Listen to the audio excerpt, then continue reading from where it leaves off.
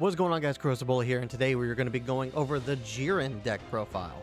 Now, I think Jiren was one of the cards and decks that I think a lot of people were a little questionable on. I think people figured that he would be a little harder to kind of, you know, navigate, just due to the fact that the big boss card, spoiler alert, the big boss card for Jiren is, you know, Jiren. And he's really easy to get over for the most part. But I don't think people realize like how effective Jiren actually was, and it wasn't really prevalent until after we got to see what he could do. He's doing something that a lot of the other red decks just don't do, and that's just draw power. His draw power is ridiculous. So yeah, we're going to go over Jiren and kind of talk about how the deck kind of functions and navigates in the way that I built it. If you guys have other ways of building this deck, feel more than free to share it down in the comments below. But yeah, without further ado, let's kind of get into it. So we have Jiren. He is Red's 25k leader. He's got a permanent ability where if you have a battle card with 30,000 power or more, you only take up to 1 damage in each battle. And then when you take damage, you draw a card. So this is maybe the only stipulation to why Jiren can perform a little lacklusterly, is because if you don't have that 30k power on board, his effect doesn't pop off. His effect means nothing. So he takes the normal amount of damage, and double strikers are able to hit into him, and just it's a bad time. It's a bad time for any Jiren player if you allow that to happen. So but I mean, regardless of whether you have that permanent ability played or not, you are still drawing a card off of his ability. So even if you don't have a 30k power on board, if you decide to go from 3 to 2, you take one single hit. You're still drawing a card from your life, and then you're still drawing an extra card. So that could be an extra 20k combo, maybe 30k if you pull a super combo that's able to kind of like keep you in the race for just a little bit longer until you find your pieces. But we'll talk about this ability more once we actually kind of talk about what the deck wants to do, and kind of go from there. But we got Cantrip Piccolo. I Piccolo because it's Piccolo. I mean, Piccolo's cool. We got Zoray. Zoray, only 2 copies of. He's basically Jice in red. And while I don't necessarily like have anything against Jice in yellow, I only run 2 of them just because I don't think he really like helps the deck all that much. On occasion in the latter games, he can be kind of beneficial in order for you to get like an extra swing off. I've had a couple moments where playing him to get the last swing in and go all in does kind of help. So running 2 isn't, I don't think, the worst thing. But before Awakening, he's really not all that impressive at all. Like, so that's why we're only running 2. He's not really like helping much. Then we got Margarita. Margarita is a really good common card. Honestly, her rarity probably should have been a little bit higher. She should have been a little harder to pull because of how good she actually is. But yeah. But Margarita, when your leader is awakened, you choose up to 1 of your battle cards, and it gets 10,000 power for the turn. So you play her after your leader's awakened, you give a battle card 10,000, and then when you swing with that leader or that card, you can then combo her for another 10k, essentially making her a 20k combo card on play. The cool thing too is that you can boost herself up, so she can be a 20k swinger in emergency situations. She is just that great of a card. I love this card. Every red deck should probably be running this card because it adds so much more flexibility to what any red deck's trying to do. Just really cool. I have 2 Fuas for the 10k combo power. Also, the way I have this deck built, I have it built a little bit more on the control side of things. So the idea is to kind of keep my opponent's board as neutralized and minimalized as possible in order to be able to get my big players on the board, to be able to defend and use Jiren's leader ability as best as possible. And the best way to do that is just minusing. Minusing is just that strong. So 2 Fuas are in here. just so we're able to minus 15k when needed, help us swing into a battle card that's a little troublesome when needed. Maybe we do a Fua Gohan combination. We'll talk about Gohan a little bit then too. But minusing 30 off board for 5 energy sometimes is necessary. So yeah, just kind of there. Then we got Kuniki. Kunishi's okay. He basically, you pay him for 2, and then for 25,000 or less, you pick a battle card, and you're able to freeze them, and they cannot attack the next turn. Really good into green, being able to stop Broly's and Cells and stuff from being able to swing in on lead or onto your board. Really kind of helps to minimize that power. Also, any sort of like trouble, any sort of effect that has like a when attacking ability, this guy stops that right off the bat. Secret rare Goku in this set for black. This Vegeta is something that you could freeze down, and it's not that big of an issue. Kuniki just does a lot, and that's why we also have like some of the control minusing stuff of like Fua and Gohan in here, because it'll help us reach that 25k limit. Then we have Dispo. I'm not 100% sold on this card. I mean, yes, he is basically a self-awakener that crits your life as opposed to drawing it into hand. Yes, he's able to remove stuff for 5,000 power or less. So the minusing ability, like I can play Fua. I could play Fua and then him on turn 2, or on turn 4, sorry. Or Gohan and him on turn 5 to remove something problematic.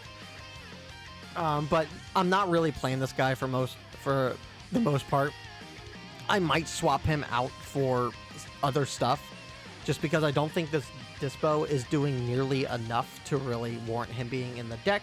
But there are occasions where, like on the turn 2 play, if I want to play a little more aggro into my opponent, I can play this guy, remove the cantrip that they played on board, and swing into him. And maybe, just maybe, I might use his effect once or twice to keep him on board if I want to keep that aggro up. But in most cases, I'm not really using him. So we'll see if he gets updated later or not. But then we have Vuan. Vuan is a 15k blocker that self-awakens. Sometimes, depending on my matchup, I do want to awaken before my opponent, so that is why he is here. Being able to take a card that I want, being able to take a card from my life to replace this guy, and then he's a body on board that can block attacks, is very helpful in trying to keep Jiren alive. His 15k doesn't really do much against everything in the game. But I mean, I utilize this guy a lot more when I'm running, when I'm playing against crit leaders. So Goku Black, Beerus, stuff like that. This guy helps to remove the crit option and allows me to at least draw the cards that I need to play. But yeah, that's more the reason why he's here. He's a 10k body, or he's a 10k combo that's able to block crits. That allows us to keep our cards stacked in hand. So then we have Gohan. Gohan is pretty self-explanatory. So another self-awakener, swings for 25k on board, minuses something by 15k. Really strong. This guy was a staple for red in set 2. He is still a staple now, in my opinion. Just that Gohan is just that good of a card. I don't really need to explain anything more about him. He's pretty good. Then we got Son Goku here. If there's 25k power, 3k combo. When attacking, if there is a battle card with 30,000 power or more, draw 1 card. This guy is a lot better than I think we gave him credit for as well, because that 30k power or more condition is actually applicable on your opponent's board as well. So if your opponent has a 30k on board and you play this guy, you're going to draw and replace him regardless. And then even if your opponent doesn't have one and you have a Jiren on board, if you somehow are able to get 2 of these guys on board at one time to be able to draw 2, your hand's just going to be stacked. Just being able to always have that additional draw power is so good. And honestly, too, the way that I kind of look at it, Jiren is a problem child, but if you're consistently drawing cards off of this as well, like sometimes your opponent may want to prioritize taking care of this guy over your Jiren. And just because of how consistently you can draw the longer he stays on board.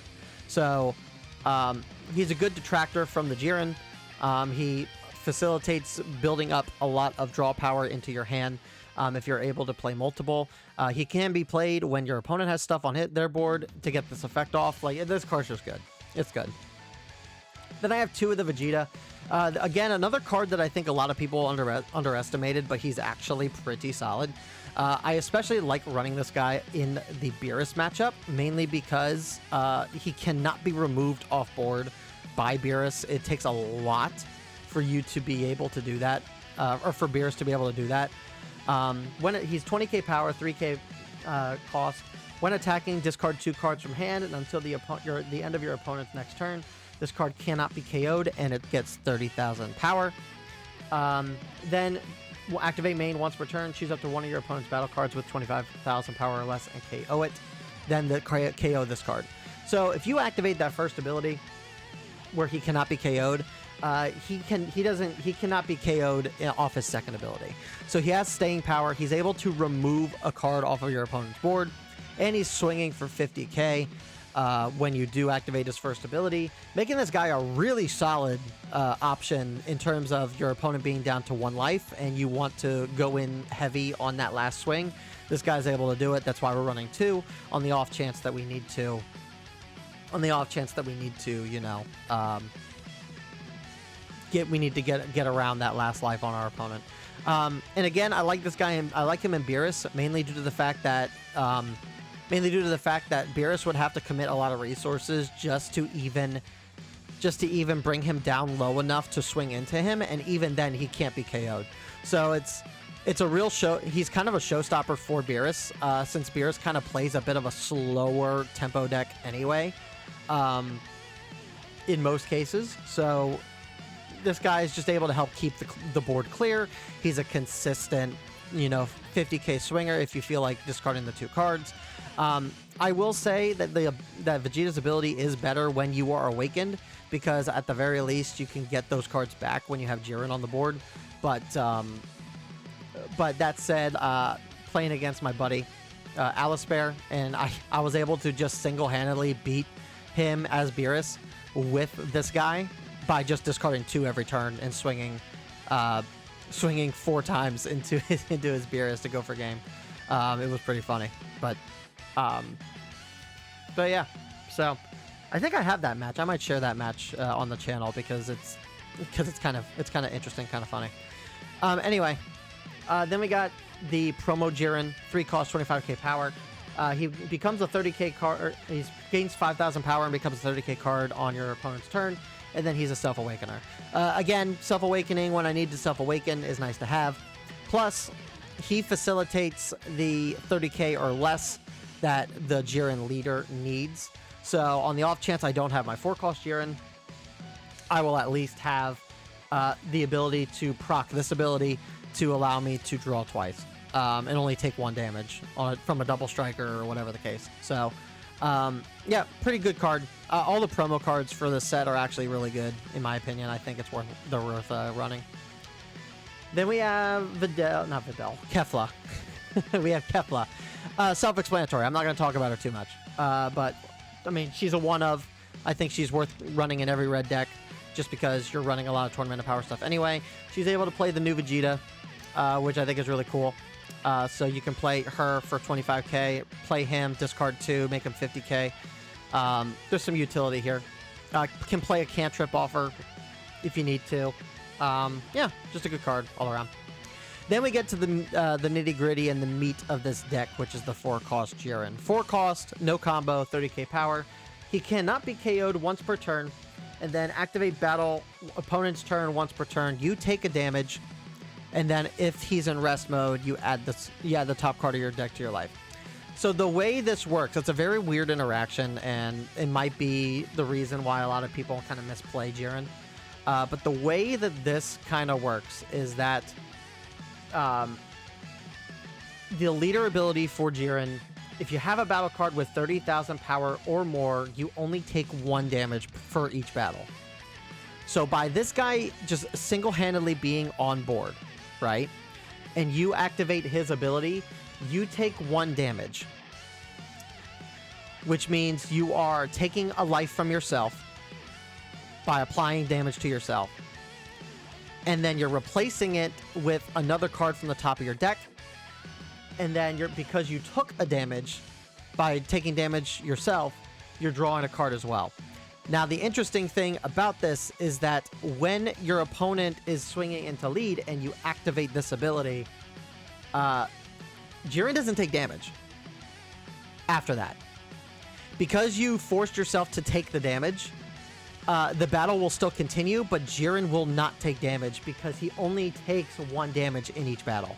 So it is a very weird interaction, and it's one that you have to keep in mind when you're actually playing through this deck, because there's been times, especially when I first started playing this deck, where I comboed it from the leader or into leader, thinking that I still had to block the attack when that's not the case whatsoever.